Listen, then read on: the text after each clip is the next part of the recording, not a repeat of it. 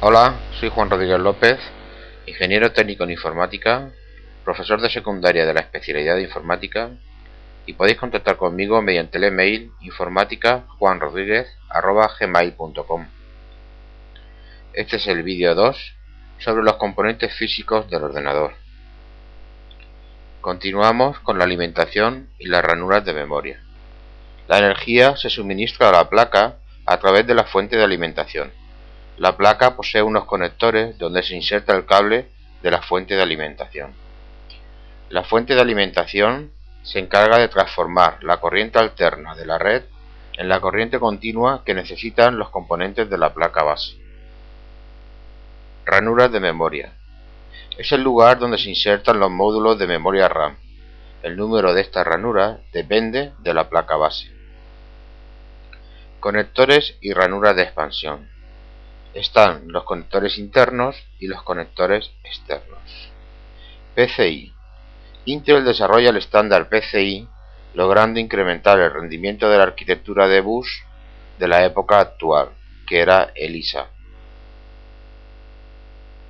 PCI Express.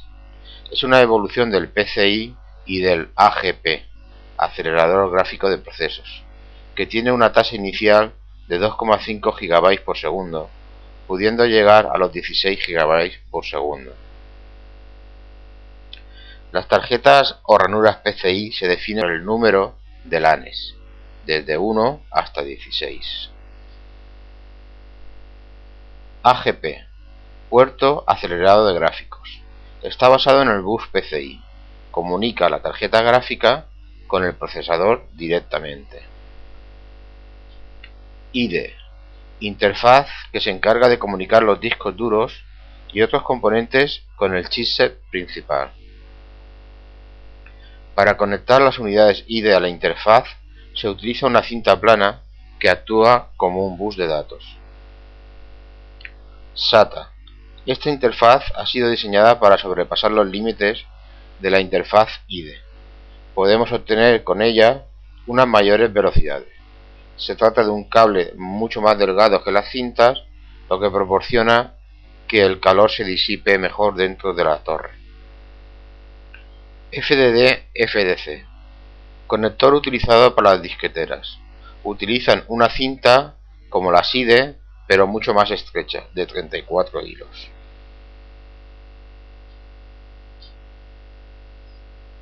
Conectores externos. Puerto paralelo. Tiene una velocidad máxima de 2 MB por segundo. Es conocido como puerto de impresora o LPT1. Puerto serie. Tiene una velocidad de 0,1 MB por segundo.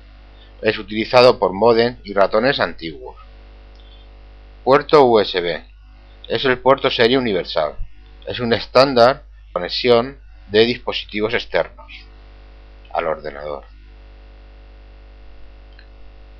IEEE 1394 o Firewire.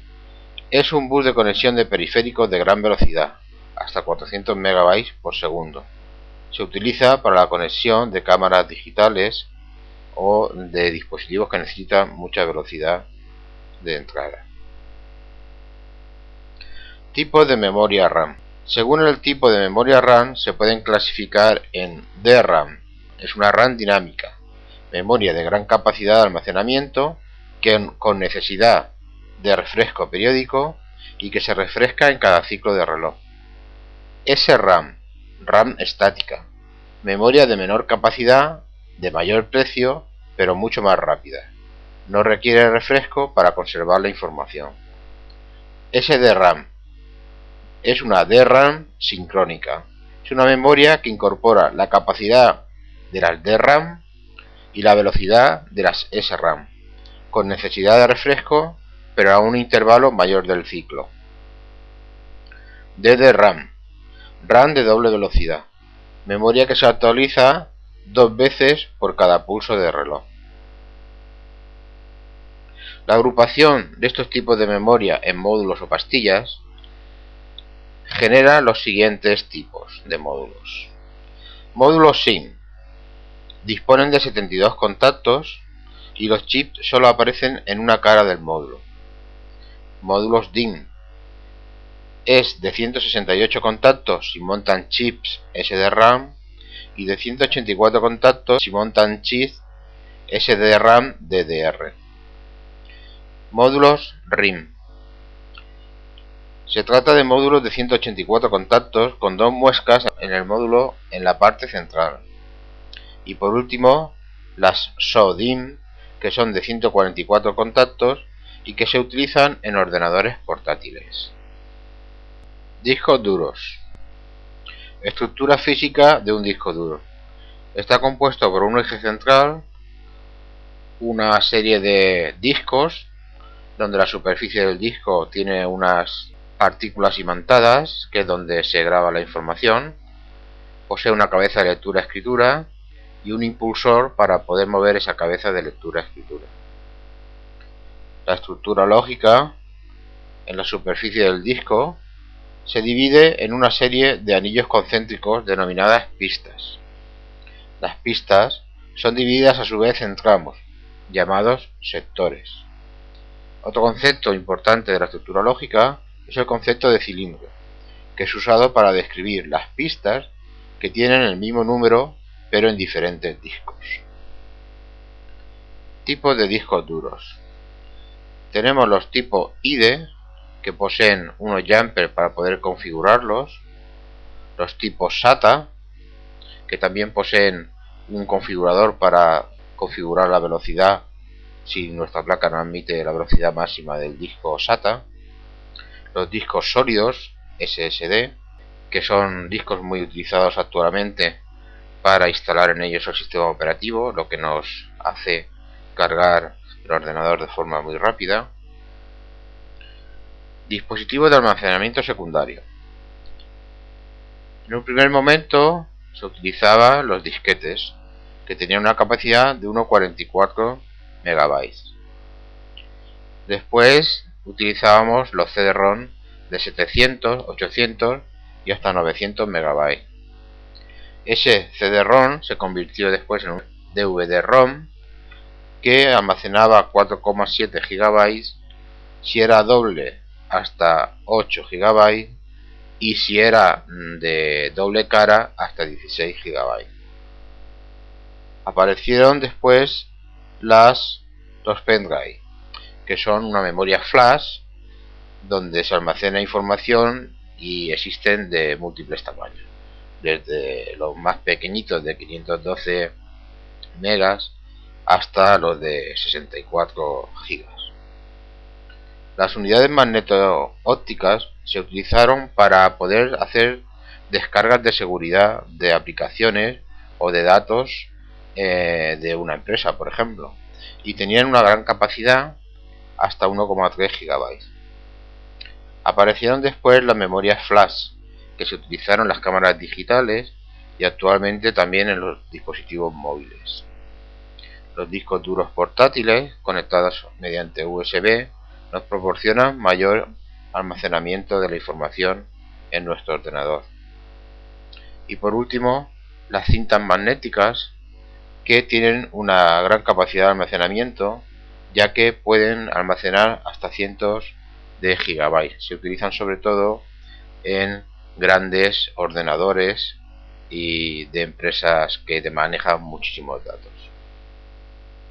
Periféricos, pues el ratón, que puede ser de bola o óptico. Los ópticos son de mayor precisión, ya que hacen fotografías de la posición que están y a través de la comparación de la fotografía saben en qué posición se tienen que mover. Los teclados, desde los mecánicos, los ergonómicos, los flexibles, hasta los virtuales. Los dispositivos de sonido, como las tarjetas de expansión para tener un dispositivo de sonido, o actualmente ya existen dentro de la placa, la propia placa ya incorpora la tarjeta de sonido. Las tarjetas capturadoras de vídeo para poder grabar y hacer edición de vídeo, los dispositivos de red como la tarjeta de red, o también a través de un puerto USB podemos obtener una tarjeta de red. Los modem, que ya no se utilizan, ya se utilizan los routers, pero antiguamente pues se utilizaba la red telefónica básica, la RTB, para poder conectarse a internet. Las impresoras, las primeras que existían eran las matriciales o de agujas, las térmicas, las de inyección de tinta, las láser, y por último tenemos los escáneres, que están basados en la exploración de imágenes mediante procedimientos optoelectrónicos. Existen muchos más dispositivos, como la tableta digitalizadora, la cámara web, lector de código de barras, escáner de mano, lector de huella dactilar, dispositivos de lectura de tarjeta flash, los joysticks, etc. Fin del vídeo 2 y del vídeo tutorial. Espero que si tenéis alguna duda, contactéis conmigo a través del email informática.juanrodriguez@gmail. Estos videotutoriales corresponden a un archivo PDF de 26 páginas, por lo que este videotutorial es un resumen de ese PDF.